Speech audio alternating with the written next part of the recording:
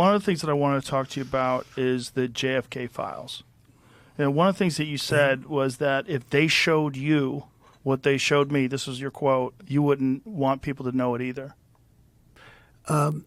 So I opened them up partially.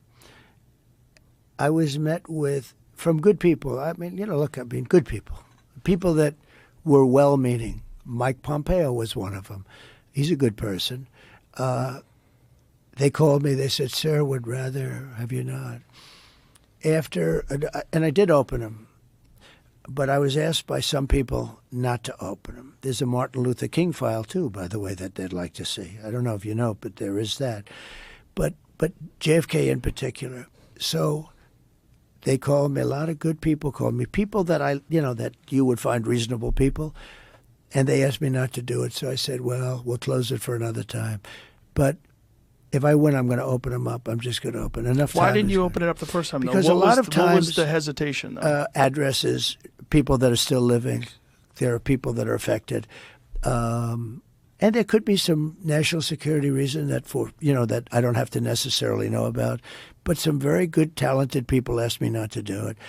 I opened it up, and then they said, would it be possible for us to do that a different day? How much of it did you read into? I think it's going to be just fine to open it. Let me put it that way. I think it's fine. It's going to be time. It's a cleansing. It's really a cleansing. So I'm going to do it. I'm going to do it immediately, almost immediately upon entering office. Well, the thing, when people look at it from the outside and you sort of imagine what could be a reason why they would not release those files, it would be there's people that were implicated in the assassination. Yeah.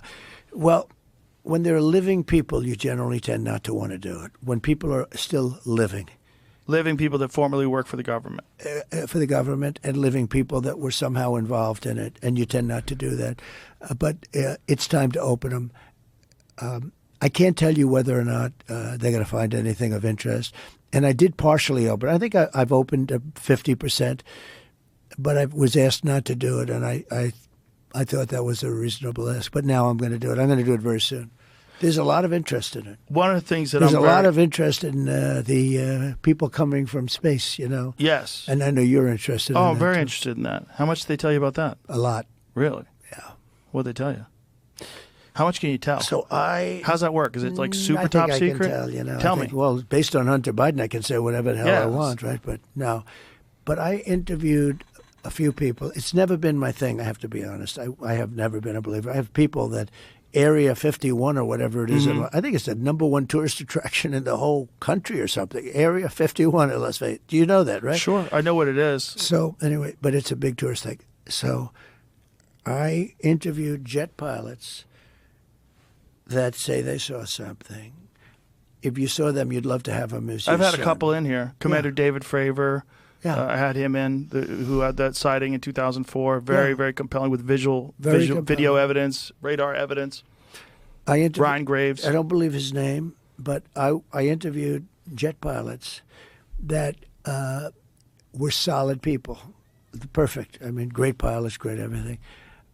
And they said, we saw things, sir, that were very strange. Like a round ball, but it wasn't a comet or a meteor. It was something.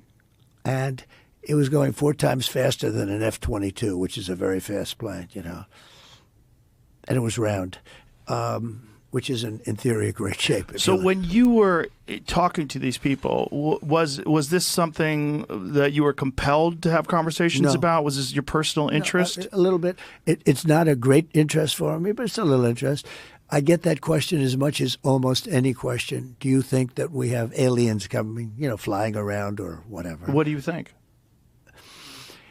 There's no reason not to. I mean, there's no reason not to think that Mars and all these planets don't have life, because Mars, we've had probes there and rovers, and I don't think there's any life there. Well, maybe it's life that we don't know, but maybe there was life there at one point in time. This is a speculation about Mars, that Mars had an atmosphere at one point in time, a long time ago, that could support life. It also had large bodies of water, but we've had no evidence of even bacterial life that exists on Mars. But it's universe not is been a pretty big vast. thing for me. I mean, when I looked at what China did to this, they would have never done it with me, where they put the balloon up, and a lot of people thought, for a little while that was Right. one of these things. So, Well, that's a lot of the speculation too, that some of these drones that hover over battleships, that these are Chinese drones, and that they're not UFOs. They could be also. There's some super sophisticated. But I did interview, let's say, 3 or 4 guys that, and without tremendous interest, if you had them, as I said, you'd love to have them as your children. Solid,